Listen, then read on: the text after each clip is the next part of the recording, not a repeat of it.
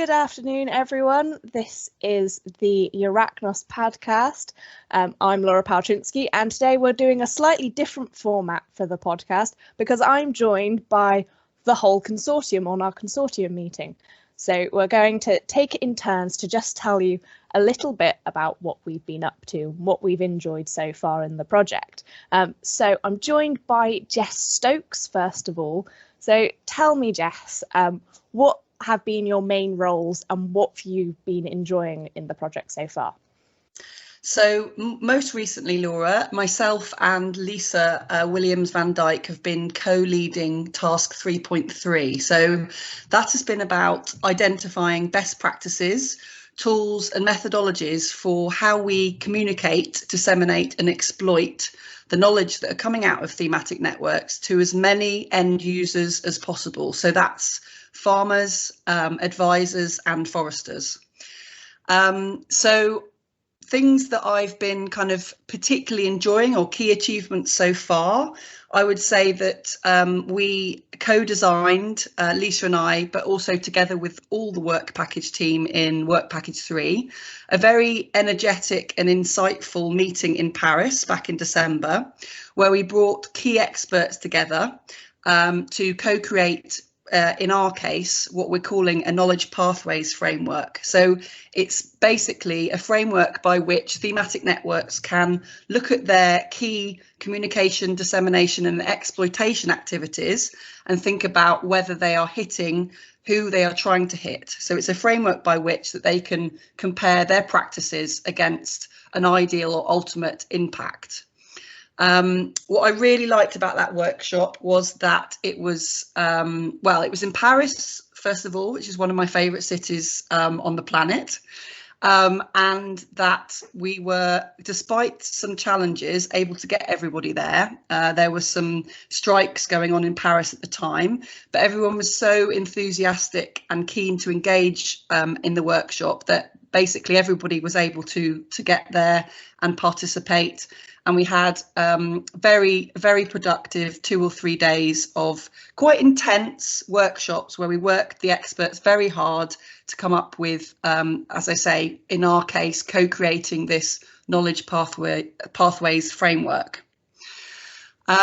So key achievements or maybe kind of favourite moments. I would say that the Paris workshop for me was my kind of first key achievement and favourite kind of aspect of this work package. Something we've been gone on to do more recently to develop work package 3 after the kind of face-to-face engagement meeting was to come up with practical recommendations for work package 3, and we've developed what we're calling an explorer's guide. So the design or the aim and the purpose of this is to actually have something that's very concrete that thematic networks can use and compare their practices to, again with a recipe like a cookbook of best practice ideas and processes that they can use to best optimize the impact they're having within their thematic network, but also wider to more end users. So we've developed the recommendations, the cookbook that we're now calling the Explorer's Guide, and we had a series of online webinars at the end of May to again consult with experts and existing thematic networks as to the content of the Explorer's Guide. And that was quite a challenge because we've become, I think, fairly proficient in delivering these workshops face to face, but it's quite a different dynamic to be able to make them work and make them engaging and insightful and a good learning process for everyone involved when you have to do it online. We were doing this in month 8 of the work package 3, and by then we were working very well as a team, very dynamic and working to everyone's strengths and supporting each other. So I think that one of our key achievements was actually delivering those online webinars where I felt that everyone involved was able to contribute to the content of the webinars and the outcomes. So they would probably be two of my kind of most interesting or favourite kind of aspects of Work Package 3 work. Great. Is there anything you're particularly looking forward to that's coming up in the remaining months of the project? Things that I'm looking forward to. I've actually really missed the face-to-face interactions with both the Euraknos team and the experts and partners that we bring together in these meetings. I find them very energizing, both in terms of kind of motivating us in our key aims and objectives, but also in learning from other people and thinking about kind of better ways to do work, or also thinking about future projects, kind of inspiration for future work. So I think the thing I'm most looking forward to is the time when we can all get back together and see each other and have these kind of meetings face to face. I think we can all agree that it will be lovely to meet face to face again as soon as it's safe. So as you are on my screen, Peter, and as project coordinator, I think it's only fitting that we also hear from you. So what have you been enjoying most about being part of the Euraknos project? Thank you for the introduction. Of course, yes, my role is to coordinate you all and to get you on the same track. And my key achievement so far, I believe, is that I was able to translate the proposal into practice. So it means that I'm really glad that we are all now knowing very well where we want to go to. And I see that the project is really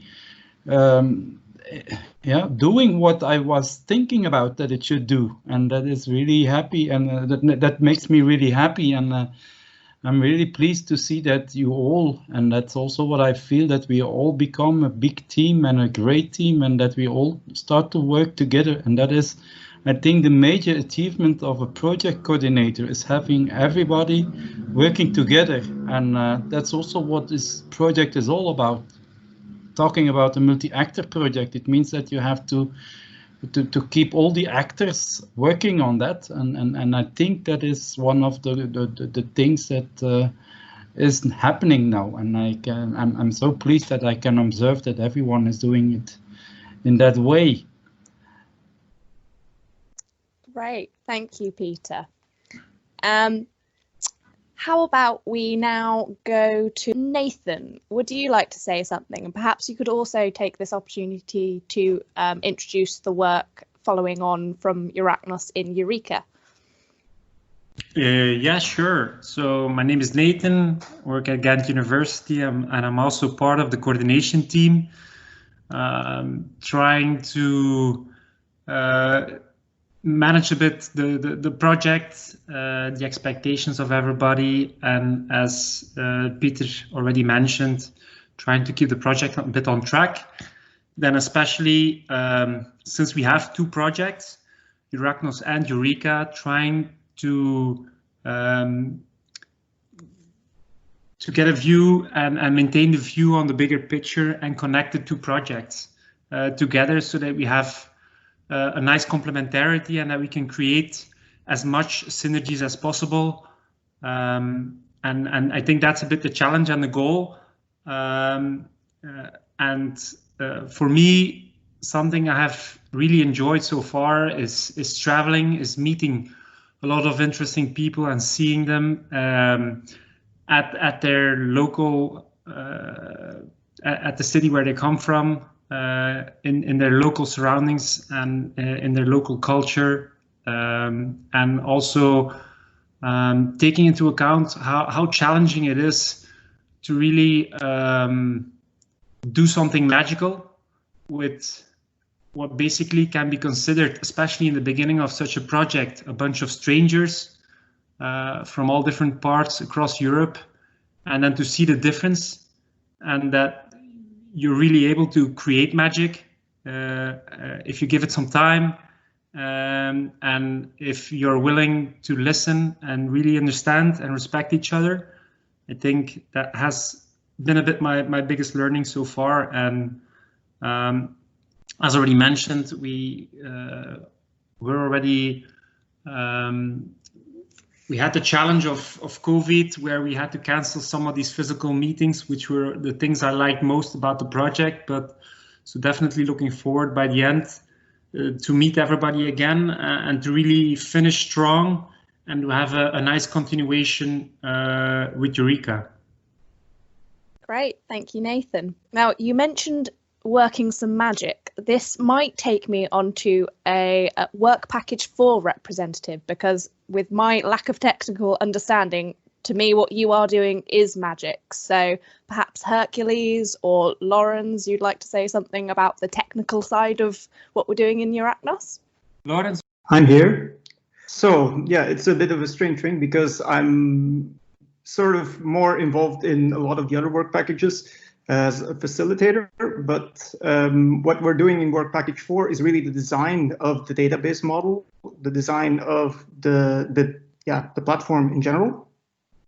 And I think in terms of the key achievements, it hasn't been easy to really get everything working, to basically get the different visions that everybody had on different technologies, etc., to develop a strategy for how we're going to develop the platform. That wasn't easy. So I'm very happy that that is something that we've been able to achieve. I think that, so also the fact that now we have, I think, if I'm not mistaken, that Hercules mentioned it yesterday, that we have now some kind of a prototype of the database working already. So that's actually very, very good to know. And I think that's some of my personal achievements that I really enjoyed were the different workshops, who weren't always easy. We weren't always aligned with regard to where we were going. And every time we got into one of these workshops, we really saw that there was more alignment, that there was more of a group or a team really forming. So that was really, I think, one of my key achievements personally, but also some of the most interesting learning outcomes for me is basically that you have people with so many different backgrounds who can come together and form a team. And in the end, we will have this platform. So what I'm looking most forward to in the remaining months of the project is, well, the prototype that we're going to be making and the visual designs to also see what you guys think, whether we're doing a good job or not. So yeah, that's it. So thank you, Lawrence. I will draw it to a close unless anyone raises their hand or just unmutes and interrupts now. I just have one kind of overall reflection, which I had within Henovation as well as Euraknos, which is just that we have built an incredible team and we are working incredibly well together. I think better than we have, you know, we've built on that month by month, task by task, work package by work package. But I think that demonstrates that it does take time. It takes time to build these relationships, to build strengths between teams, to get to know each other, to understand what people's strengths are and understand how to support each other and optimize that working relationship. So I'm now feeling quite sad with only 6 months left that the Euraknos was only 2 years, if I'm honest. And I felt the same with Henovation. Henovation was 18 months long. And just as I felt like we were really powering forward and getting going, the project was coming to an end. So I'm very happy to know that Eureka will carry on all this energy and dynamism that we've built up within the team, and carry on the great work of Euraknos, because it's been a pleasure to be involved in. It's been an absolute pleasure to work so closely with all of you. Thank you, Jess. That's a lovely take-home message. So thank you, everyone, for joining us today for this podcast recording, and thank you for listening.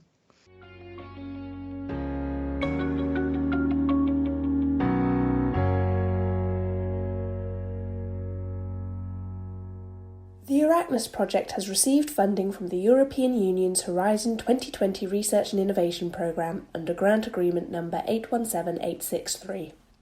Royalty-free music from Ben Sound.